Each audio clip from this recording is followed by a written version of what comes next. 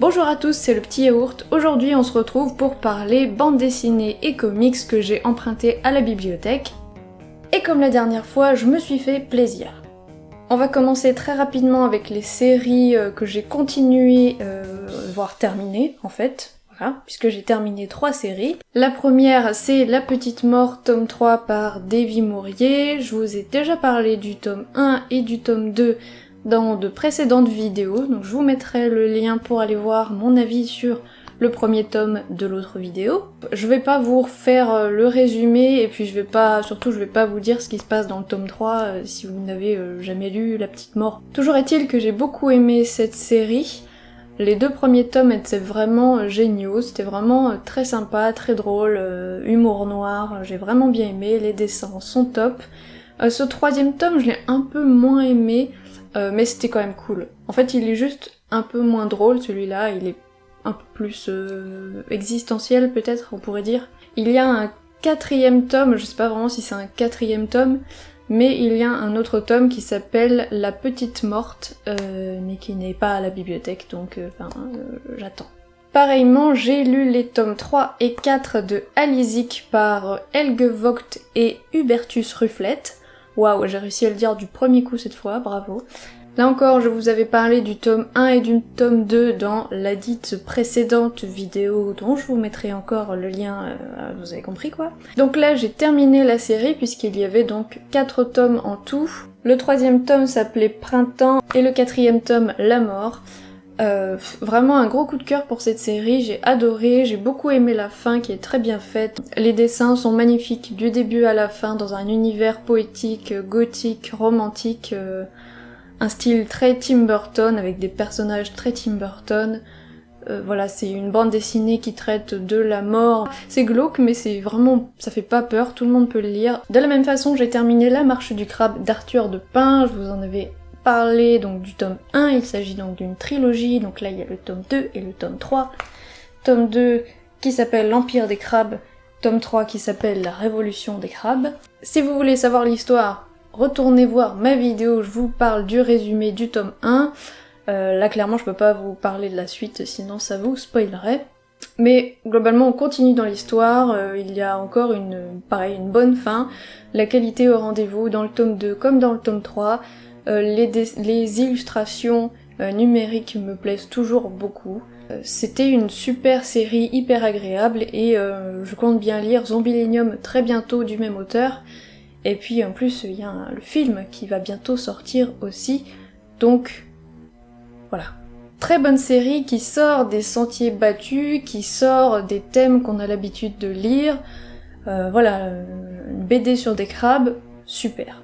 Finalement, ce dont je vais vous parler plus en détail aujourd'hui, ce sont 2 comics. On va commencer par celui-là, c'est Starlight de Mark Millar et dessiné par Goran Pavlov. C'est sorti chez Panini l'année dernière. Comme tout le monde, j'aime beaucoup Mark Millar avec Kick-Ass, Super Crooks, Wanted et plein d'autres comics. Il fait des bons comics avec des bonnes histoires. J'aime bien sa façon de prendre à contre-pied un peu le monde très carré des super-héros. Ici on a donc un one-shot, c'est-à-dire qu'il n'y a pas de suite, ce n'est pas une série, c'est juste un seul comics. On va suivre le personnage de Duke McQueen, qui est un ancien pilote, déjà vieillissant puisqu'il a genre 65 ans, et donc il mène sa petite vie tranquille, sauf que sa femme va mourir, ça va bouleverser un peu sa vie, qui n'a plus trop d'intérêt. Surtout quand on sait que quand il était jeune et qu'il était pilote, un jour il s'est retrouvé propulsé dans un autre monde où il est devenu le héros de ce monde puisqu'il a pu le sauver d'une dictature. Sauf que de retour sur Terre, personne ne l'a cru à ce moment-là et toujours maintenant, personne ne le croit, tout le monde le prend pour un fou, y compris ses enfants, donc ça a pas dû être hyper facile à vivre. Et du coup, il est retourné à une vie très monotone et très triste. Quelque temps après que sa femme soit donc décédée, un petit garçon va venir lui rendre visite à bord d'un vaisseau spatial et va du coup l'embarquer à nouveau pour sauver encore ce monde qu'il avait découvert quand il était plus jeune, le monde qui s'appelle Tantale, j'ai oublié de le dire. Donc ce petit garçon va le réembarquer pour Tantale et eh bien ce héros vieillissant va retrouver le courage qu'il avait perdu, plus ou moins, et va à nouveau affronter des méchants. Voilà, donc l'histoire est plutôt simple, de la même façon que les dessins qui font pas mal hommage aux comics des années 50, des anciens comics, avec un trait assez simple mais hyper bien fait. Voilà, les dessins m'ont beaucoup plu. C'est pas mon style habituel que j'aime, mais j'ai trouvé que c'était bien fait. Notamment le personnage de Duke McQueen avec des traits tout tremblotants et assez durs, mais qui colle bien au personnage. La grande force de ce comics, finalement, c'est son personnage principal, le personnage de Duke, qui est hyper attachant. On n'a pas forcément l'habitude de lire des comics avec des personnages vieux. Il est fort, vif, il est toujours adorable, et même si tout le monde le prend pour un fou, y compris ses enfants, il est toujours là pour eux quand même, il essaye de renouer un peu avec eux, même si eux, ils s'en foutent. J'ai bien aimé cette histoire, j'ai bien aimé que Mark Millar arrive à... c'est le cas dans ce comics, mais dans les autres aussi, à rendre leurs personnages réalistes et crédibles, à leur rendre leurs réactions crédibles malgré quelquefois par exemple là, le fait que ça se passe sur un autre monde, ça reste quand même assez réaliste, assez ancré dans une certaine réalité, donc ça c'est quelque chose qui me plaît bien. Après, je pense pas que ce soit mon Mark Millar préféré. Je recommande à tout le monde, si vous n'avez jamais lu de comics et que vous avez pas forcément envie de lire du super-héros, mais quand même un peu, ça peut être une bonne idée de commencer par ça. Du coup, on termine avec American Vampire, tome 1 par Scott Snyder, Stephen King et Raphaël Albuquerque au dessin. Il s'agit du tome 1 de chez Urban Comics, et pour l'instant il y a déjà 7 tomes sortis en français, il y a déjà un 8e en anglais, donc voilà, c'est déjà une grosse série où je suis en retard. Cette nouvelle saga, donc vampirique, vous l'aurez compris, a débuté en 2010, sur une idée de Scott Snyder, et ça a été scénarisé du coup par Stephen King pour le premier tome, puisqu'ensuite sur les autres tomes, j'ai vu que d'autres auteurs avaient été invités. Du beau monde sur cette série du coup, et c'est vrai que le fait qu'il y ait Stephen King sur cette série m'a donné envie de la lire. À noter qu'il s'agissait de la première fois que Stephen King participait à la création d'un comics. L'idée de ce comics, de la part de Scott Snyder, c'était vraiment de revenir à la base du vampire et de s'éloigner un maximum des vampires qu'on a eu ces dernières années, de genre Twilight avec des adolescents qui brillent et voilà, et dont les filles tombent amoureuses. Vraiment là, il voulait revenir à un vampire sanguinaire, brut, sans conscience, vraiment une bête affamée et assoiffée de sang. Et tout ça dans un contexte, du moins dans ce premier tome, de western bien à l'américaine. American Vampire, c'est l'histoire de Skinner Sweet, qui est un vampire né à la fin du 19e siècle aux États-Unis et dont on va suivre dans ce premier tome les origines, et puis son parcours au fil des siècles.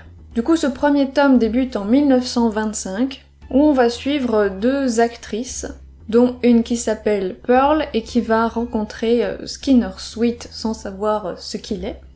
Pearl, en plus d'être actrice, multiplie pas mal de boulot pour survivre. Quand je dis actrice, elle est plus figurante qu'actrice, mais elle essaye de percer dans le milieu du cinéma. Et un jour, elle va être invitée dans une grande fête organisée par le producteur du film sur lequel elle travaille. Elle va être prévenue du danger potentiel par Skinner Sweet, sans vraiment trop savoir de quoi il en retourne, mais bon, elle va y aller quand même. Sauf qu'une fois arrivée sur place, elle va se rendre compte que les producteurs sont des vieux vampires assoiffés de sang, qui vont la laisser pour morte dans le désert.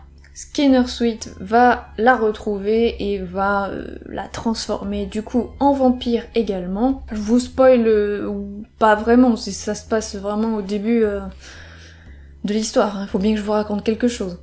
Parallèlement à ça, on va suivre les origines de Skinner en 1880 du coup, où il est l'un des criminels les plus recherchés, et il finit par se faire avoir, donc nous on le voit emprisonné dans un train par le shérif et toute sa clique. À ce moment-là, il est encore humain et on le mène vers la potence. Et finalement, après un enchaînement de choses dont je ne vous parle pas, hein, puisque je vais pas non plus tout vous raconter, eh bien il va devenir un vampire. Donc comme vous l'aurez compris, on a deux temporalités différentes qui se font écho tout au long de ce premier tome, 1880 et 1925, ce qui va permettre donc vraiment d'en apprendre plus sur le personnage de Skinner, sur ce vampire, sur son évolution au fil du temps, sur les vieux vampires qui le pourchassent. La particularité et ce qui fait l'intérêt de ce comics, ce qui m'a plu, c'est que Skinner Sweet est une nouvelle race de vampires, ou en tout cas est un vampire évolué, c'est-à-dire qu'il ne craint pas le soleil. Donc aux yeux des vieux vampires, bah ça leur plaît pas forcément, du coup c'est un peu la guerre entre les deux, et j'ai trouvé ça super intéressant. Donc voilà, le mythe du vampire est plutôt bien revisité, et il revient bien à ce côté trash, animal, gore, vraiment vampire froid, sans état d'âme, pour qui l'humain n'est que du bétail, ça j'ai vraiment bien aimé. Mais j'ai eu du mal. Je peux pas dire que c'est un mauvais comics, parce que c'est pas le cas, c'était très bien. Et d'ailleurs c'est très bien noté un peu partout sur internet, donc c'était peut-être moi, je ne sais pas. J'ai eu du mal avec ces deux temporalités différentes. J'ai eu du mal à dissocier les personnages secondaires. J'ai trouvé ça confus, alors que pourtant finalement l'histoire est assez simple, elle est pas compliquée. Après j'ai trouvé que les dialogues étaient pas terribles, donc j'ai pas réussi tant que ça à m'attacher aux personnages, hormis à Pearl. Peut-être qu'avec les tomes suivants, j'apprécierais plus Skinner Sweet, mais là pour l'instant, bof. Pour ce qui est des dessins, Raphaël Albuquerque fait ça plutôt bien, mais pareil, j'ai pas non plus été complètement subjuguée, quoi. Alors on retrouve bien le côté western de 1880, on retrouve bien une identité visuelle pour les années 30, c'est super sympa. Si c'est quelque chose que vous avez envie de voir dans un comics, vous pouvez foncer, vous apprécierez. De la même façon, quand j'ai lu que ça allait être un comics vraiment très gore, vraiment très trash, qui aura du sang partout, que c'est très violent, bah je m'attendais à beaucoup plus. Finalement, je l'ai trouvé pas si gore que ça, pas si trash. En tout cas, si vous cherchez un comics qui parle de vampires, paniers, et qui se passe au 19e siècle et au début du 20e et qui se poursuit ensuite dans d'autres temporalités, je crois qu'il va y avoir 1940, etc., ainsi de suite dans les tomes, bah ça pourrait vous plaire. Voilà, j'ai pas plus accroché que ça, mais c'était pas une mauvaise lecture pour autant. Voilà, c'est tout pour les comics et bandes dessinées que j'ai lues ces derniers temps. J'espère que ça vous aura plu, j'espère vous avoir donné envie de lire quelques comics et bandes dessinées. Si vous avez des recommandations à me faire, n'hésitez pas à les mettre en commentaire ou à me dire ce que vous avez pensé de ces lectures si vous les avez lues. Pareil, dans les commentaires, n'hésitez pas à mettre un petit pouce en l'air ou à vous abonner à la chaîne pour ne pas rater les prochaines vidéos. N'hésitez pas non plus à venir nous suivre sur les réseaux sociaux, Facebook, Twitter, etc. En attendant, on se retrouve très bientôt pour une prochaine vidéo. Je vous fais des gros bisous. Là encore, je vous avais parlé, ça me gratte l'œil. Ça me gratte l'œil. Vous avez parlé, Enchaînement. Sur les réseaux sociaux, Facebook.